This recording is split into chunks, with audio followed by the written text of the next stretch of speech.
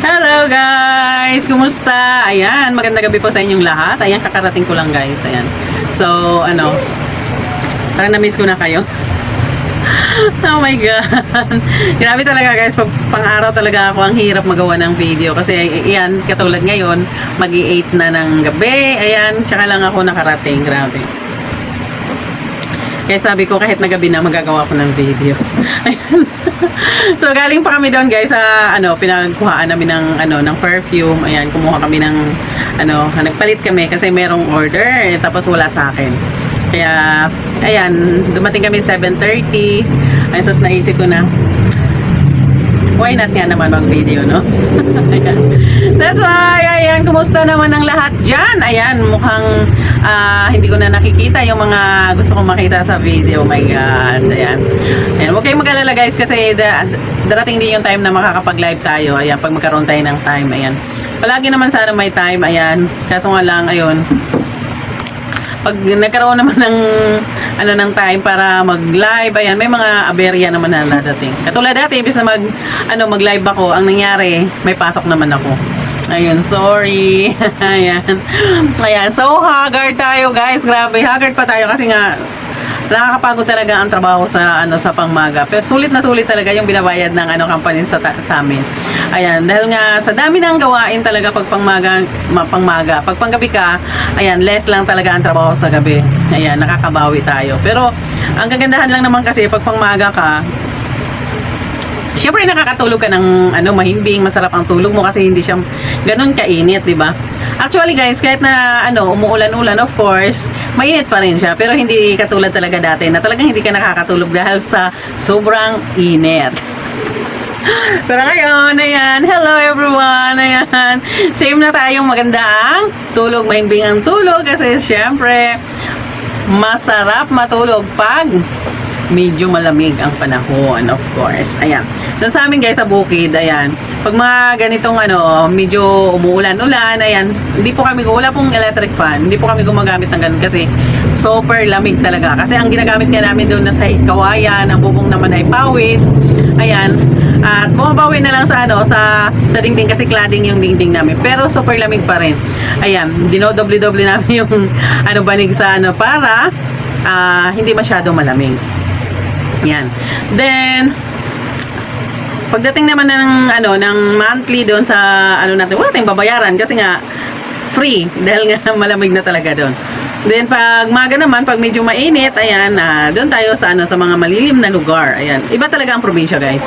Sa probinsya talaga less talaga ang gastusin kasi actually sa amin hindi naman kami gumagamit ng gripo. Ang gamit namin ay yung bomba lang. Pero yun ay naiinom. Pero sa ngayon, katulad ngayon, wala na pong nainom ngayon doon. Ayan, bumibili ng tubig. So, ang tubig po doon is 20 pesos ang isang galon. So yun ay nagagamit namin ng 3 days. Ayan, so kasi tubig lang naman, inumin lang. Depende kung may mga anak kayo. Ayan, syempre medyo talaga siya, magastos. Pero pag katulad sa amin na dalawa lang kami nung pumuwi kami doon, okay siya. Ayan, matagal maubos. Ayan. Pero yung mga kababayan namin doon guys, meron pa rin naigib sa bomba. Ayan, walang babayaran. Ang talagang lang sa probinsya is kailangan may pagkain. Ayan, pabili ng bigas. Ayan, sa ulam walang problema sa ulam doon guys, bigas lang. Kaya ang sarap ng buhay sa probinsya. Kaso nga lang, pera lang ang wala. Yun. Kaya kailangan natin kumayod muna din bago tayo umuwi sa probinsya para ayan, may pera tayo at hindi tayo magutuman. Siyempre, hindi naman tayo nagugutuman sa probinsya. Pero siyempre, yung nasanay na tayo sa masarap na pagkain, sa mga luho, kung wala naman tayong ibibili nun, parang ang hirap-hirap ng buhay. Kaya kailangan talaga natin may sariling pera bukod po sa mga pagkain natin sa bukid, no? Kasi para pantay. Pag gusto mong kumain ng mga pagkain gusto mo, makakabili ka. Pag gusto mong mga pagkain na sa bukid, ayan, makakakuha ka. So, more blessing talaga. Ayun. Kaya, that's why, ayan, work muna. Ayan, kahit mahirap ang trabaho, tuloy-tuloy lang. Ayan, ganun talaga ang buhay. Habang buhay tayo, kailangan natin kumayod para mabuhay. Kasi, yun lang talaga yung isa na talagang nagbibigay lang ka sa atin para magkaroon tayo ng hanap buhay. Ayun. Kaya sa mga may trabaho dyan, ayan, ingat-ingat na lang tayo. Ayan, Kadalasan pag once na nasa company ka, ayan, nagkakaroon sila ng maraming sakit gawa ng sa mga free na pagkain na binibigay ng company. Katulad doon sa amin, yung mga regular, ayan, sa rice nila, meron silang 8 cups na rice every day. Kung maubos mo yun, delikado yun, no? So, para sa akin, pag sa isang araw, kung gusto mong kumain, siguro mga 3 cups, okay na yon. Pero yung 8, delikado yon, no? Then, sa mga ulam naman, sila na yung bumibili. At meron din silang free na 3K, ayan, for the, sa ulam. So, ayan, kain lang na kain sila kasi 4 na break time sila. Pero hindi nila iniisip yung sarili nila. Ayan, sa sobrang kain ng kanin, sobrang sarap at sobrang saya sa kain ng pagkain. Nabubulol tayo. May kapalit, 'di ba?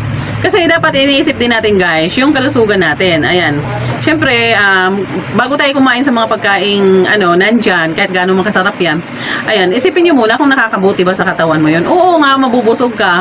Kaso nga lang nakakasama naman, nakakasira ng katawan or nagkakasakit ka. So, anong pipiliin mo? Kumain ka ng masasarap or better na lang na next time na lang kung wala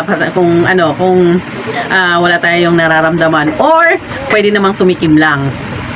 Diba? For example, para sa mga diet kasi, ayan, 100 grams. Ayan, isang tipak ng karne, pwede mong tikman 'yon. Hindi yun. Pero kung lamon na talaga kain, na grabe na talagang kain mo, yun yung nakakasama. Sabi nga, yung sobra-sobra nakakasama na, labis-labis na. Yan. So, pag sobra, talagang mapapasama ka kasi nga sobra. Tama lang, din lang tayo sa level lang. Ayan, para hindi tayo mapasama. Ayan, bago natin gawin 'yon, isipin muna natin yung sarili natin kung mapabuti o mapasama tayo dun sa mga pinagkakain natin. Kasi once na pabayaan mo yung sarili mo, baka naman hindi mo naabutan yung pag 60 mo, di ba? Inaantay ko pa naman yun, guys, yung pag 60 ko kasi gusto ko yung mamamasyal-masyal na lang ako kung anong gusto ko, ayun, nakukuha ko kasi meron akong may sarili akong pera. Ayan. Opo, talagang inaantay ko yon. Ayan. Lagi ko nga sinasabi sana 60 na ako ngayon. Yes, kasi excited na rin, guys. Super excited na rin ako, guys, na umuwi ng probinsya. Of course, gusto ko naman talaga dito sa Maynila. Ayan, kasi nakakasama ko mga anak ko. Pero mas okay na rin na nasa probinsya ako kasi yung mga pagkain is mga healthy talaga at mga fresh talaga na kinukuha natin sa bukid yung mga pagkain. Yun ay nakakabuti sa sarili natin. Dito wala po tayong nakukuha ang ganon at ang mga tinitinda mga gulay dito, may mga chemicals na yan, kaya grabe talaga. Kahit sabihin natin healthy yung kinakain natin, no. Kasi nga may mga chemicals yun. Ayan. Pero may mga naman doon, mga pwedeng gawin para matanggal yung chemicals. Yan. Ayan, guys. Ayan. Hanggang dito na lang muna tayo. Ayan. Kinumusta ko lang kayo, guys, kasi na-miss ko kayo kasi kahapon di ako nakagawa ng video. Ayan. Thank you for watching, guys. Don't forget to share the video. I love you all. Ingat po kayo palagi.